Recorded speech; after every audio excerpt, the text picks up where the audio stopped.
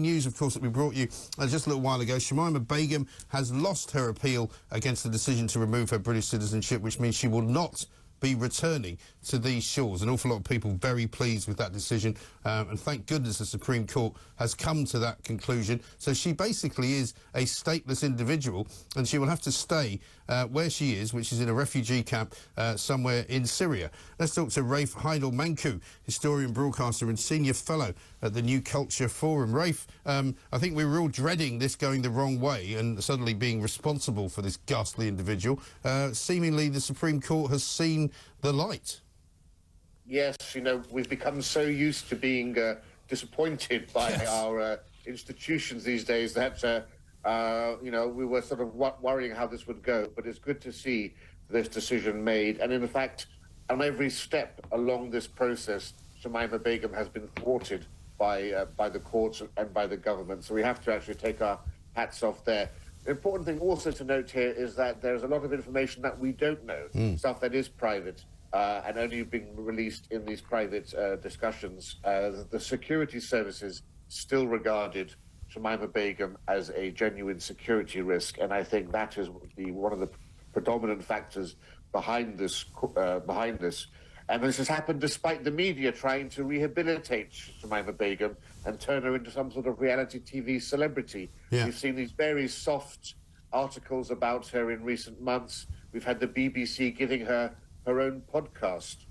Quite disgraceful, actually, yes, when you consider that, how little attention has been given to the victims of ISIS. Right. To give one of the perpetrators of their cruelty on such a platform is quite despicable. Well, so exactly. And also many of the people who sort of champion Shamima talk about her being groomed practically, which was not something even her lawyers thought up until relatively recently. You know, she's previously admitted to enjoying what she did. She's previously admitted to harming all sorts of people who were the victims of ISIS who ended up dead.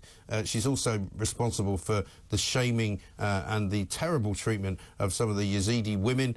She's championed by some feminists in this country who don't seem to care about that.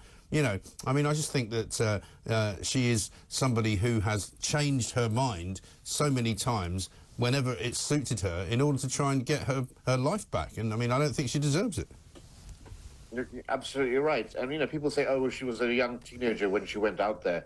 Actually, in 2019, when she was first interviewed, first discovered in the refugee camp, she was already 20 years old by that point.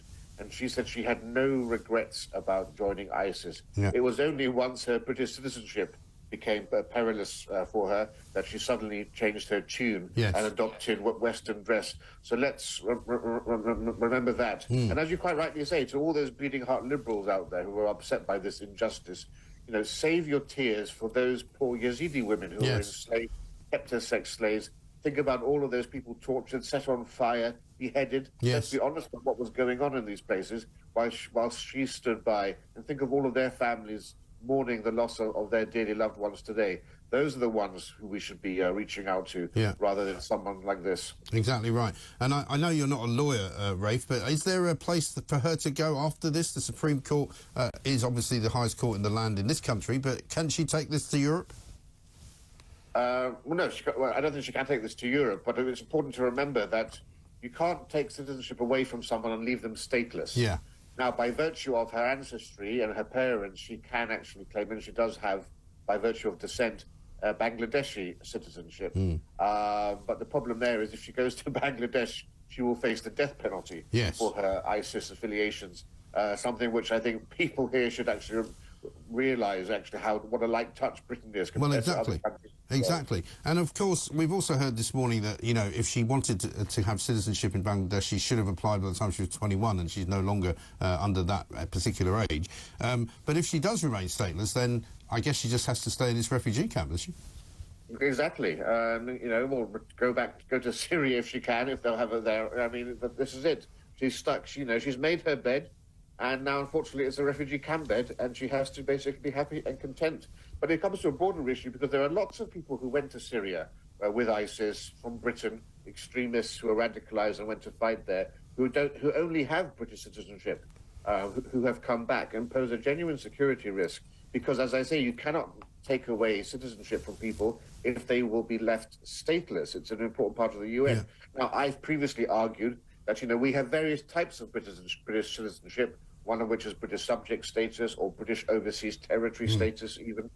So I think it would be worthwhile seeing whether all of these people who've been engaged in terrorist activities and fighting in Syria for ISIS could have their citizenship tweaked so that they retain British subject status but don't have the right of abode in the UK, and they'll be forced to stay on the continent or wherever they are. Interesting. Terry in Ramsbottom says something interesting here. Shamima Begum isn't stateless. She's a citizen of Islamic State. If you can be a citizen of the EU, which isn't a country, then she can also be a citizen of Islamic State. I wonder if we can make that argument.